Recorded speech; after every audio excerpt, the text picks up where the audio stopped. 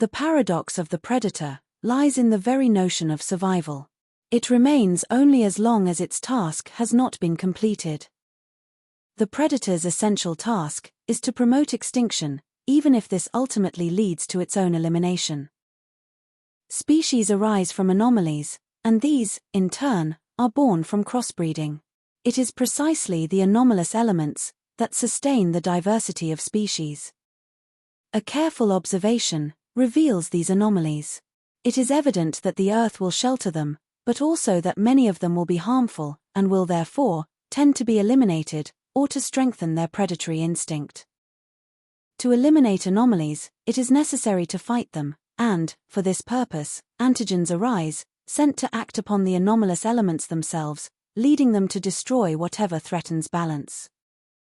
When the anomalies disappear, the elements carrying the antigens also dissolve. What remains is the original form, now free of distortions, and protected by the guardians, the stabilized antidotes. Guardians become predators again, only when the environment begins to favor the emergence and spread of new anomalies. On Earth, the human species was instrumentalized to act as a predator. Although also endowed with the potential to be a guardian, in order to fulfill its destructive function, it must carry the same constitutive elements as the other species. This condition allows the corruption of the guardian aspect, and when this occurs, guardians become contaminated and begin to manifest the same anomalies they were supposed to combat. The species that should eliminate harmfulness then begins to preserve it, becoming the intelligent defender of what it was originally meant to destroy. When this point is reached, more drastic measures are activated to prevent such distortions from becoming stronger. In this way, the universe protects its own organs and itself.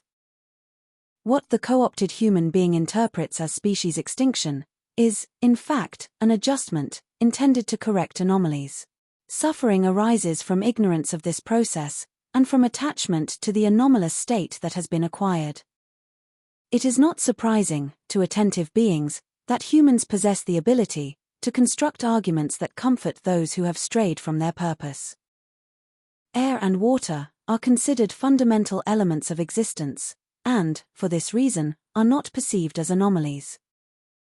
This limited perception prevents the understanding of their origin and their eternity, which reside in the inseparability between the two.